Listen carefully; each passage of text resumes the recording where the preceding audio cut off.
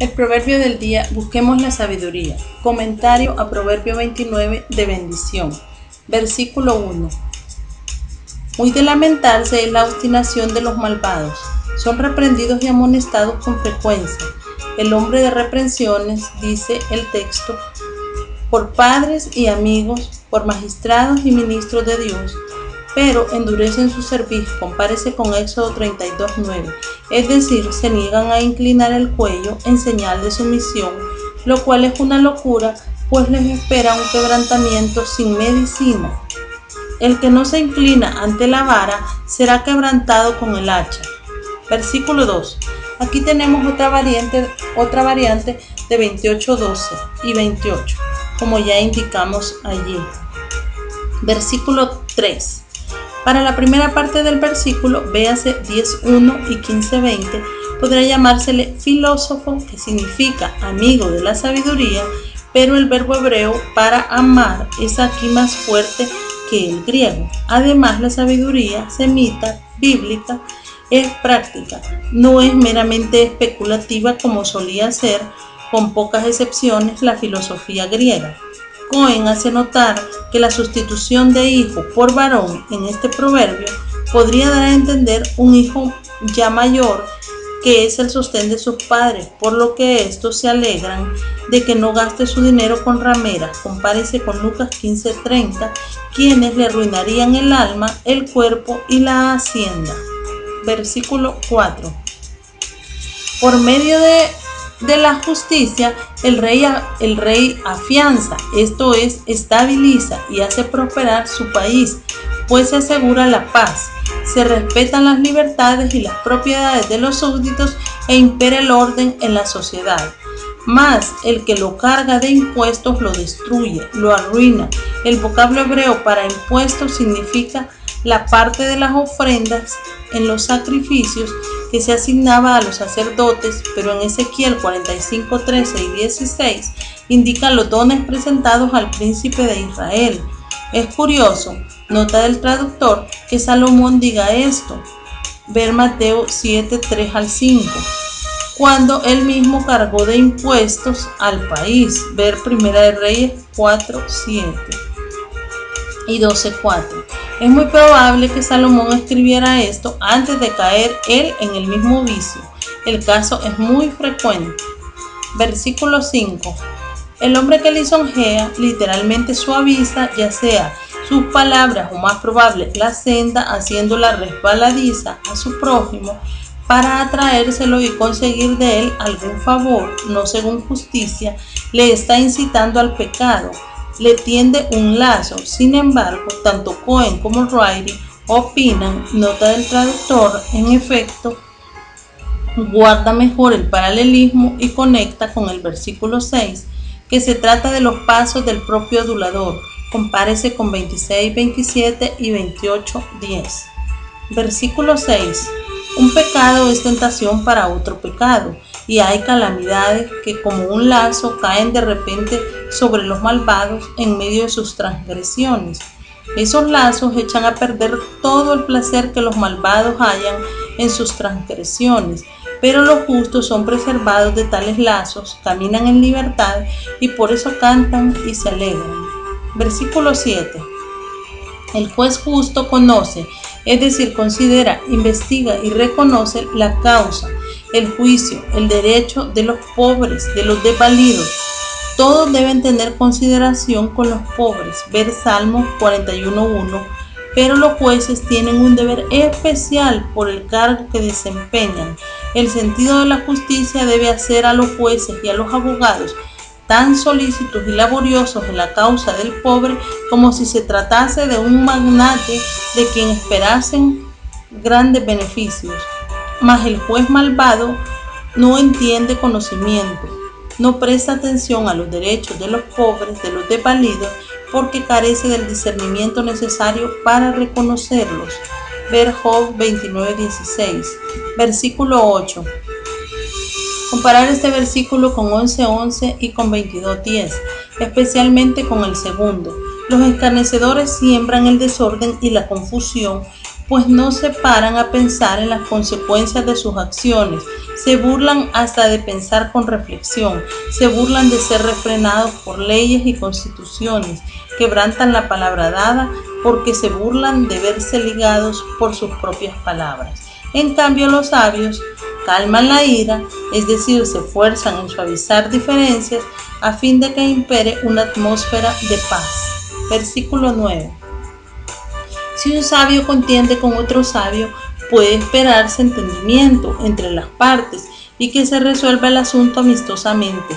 Pero si contiende, hebreo, mishpat, contender en juicio con un necio, no habrá arreglo posible, no habrá quietud de ánimo. Lo mismo da que el necio se esfuerce o se burle de lo que se le dice, no sacará nada de él. Si se entiende del sabio, el sentido es ambiguo. Ya se enoje o se ría, lo mismo si toma en serio que si toma en broma el tratar con tal necio, ningún bien sacará con ello, solo perderá la calma propia del hombre prudente. Versículo 10.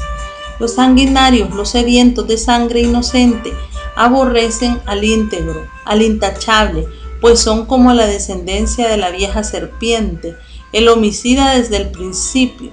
Juan 8:44. Mientras que los rectos van en busca del intachable, desean hacerle bien. Es cierto que la frase buscar el alma, o mejor la vida, de alguien suele significar intención de dar muerte a la persona, pero como dice J.J. Serrano, la mala intención queda excluida en el caso presente por el paralelismo antitético.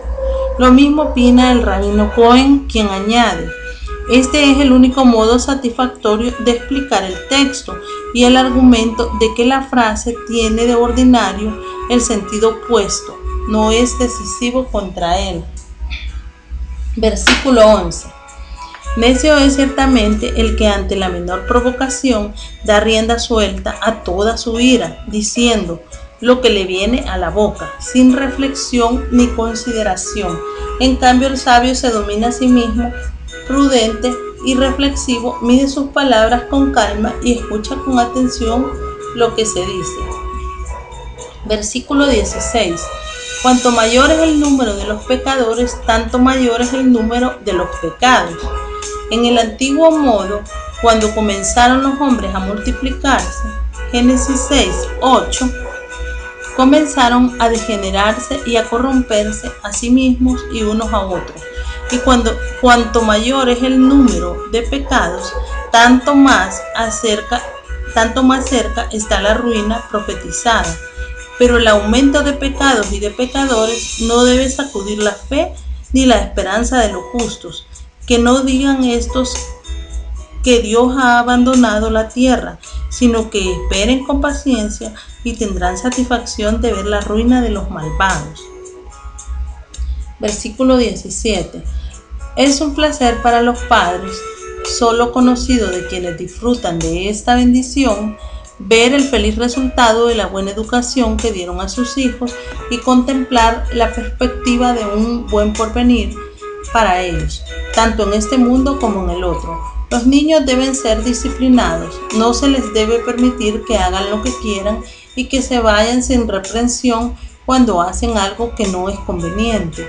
Versículo 18. Sin profecía, literalmente sin visión, esto es, sin visión profética, sin alguien que exponga la ley y amoneste al pueblo de parte de Dios, compárese con Éxodo 32:25, el efecto de la ausencia de Moisés, el pueblo se desenfrena, compárese 1 Samuel 3:1. Pero cuando se guarda la ley y hay dicha, porque hay moralidad y orden, así como justicia y generosidad, dice Cohen, se indica aquí que cuando los judíos son responsables de la cesación de la profecía, arrojan de sí todo freno y adoptan caminos malvados. Versículo 19. Los malvados sirvientes obedecen, no por amor, sino por miedo. No se corrigen con palabras, esto es, con buenas razones, sino por la fuerza. Entienden lo que se les dice o se les manda, pero no hacen caso. Se portan como si fuesen sordos, no hay respuesta de ellos. Versículo 20. El que es ligero en sus palabras, que se precipita a hablar sin reflexionar contra lo que dice Santiago 1:19, tardo para hablar, es sin remedio. Más esperanza hay del necio que de él. Compárese con 26:12 para esta frase. Al menos el necio que reflexiona un poco antes de hablar ya reconoce algún tanto su necedad, con lo que puede comenzar a ir por el camino de la sabiduría. Hay quienes por naturaleza son de cortos alcances y avanzan muy despacio en sus estudios, pero llegan a obtener mayores conocimientos y ser de mayor provecho en la vida que los que poseen genio vivo y clara inteligencia, pero carecen de reflexión y prudencia. Versículo 21. La amonestación es clara, pero la predicción es oscura, porque el vocablo hebreo manón no sale en ningún otro lugar de la Biblia. Los eruditos Ewald y Nowak lo traducen por desagradecido, nota del traductor. Según eso, el proverbio diría: el que se mima desde la niñez a su esclavo, al final se le volverá desagradecido, es decir, que creerá que es el amo, como si a él le perteneciese la hacienda. Aunque los comentaristas difieren en cuanto a la traducción del vocablo manón, el sentido que a la frase le dan los modernos es más o menos el que aquí le hemos dado. Versículo 22. La primera parte del versículo es una repetición de 15:18, con la ligera variante del vocablo iracundo, que en 15:18 significa literalmente hombre de ardor, de genio pronto, presto a enfurecerse, que es precisamente el vocablo que sale en la segunda parte del presente versículo y del que se dice aquí que abunda en transgresiones, porque en su furia el sentido moral queda obnubilado por los humos del mal genio. Versículo 23. Compárese este proverbio con 11:2, 15:33, 16:18 y 18:12. Cohen cita un adagio rabínico de autor desconocido: el que corre tras el honor, halla que el honor huye de él, pero el que huye del honor le persigue el honor. Versículo 21.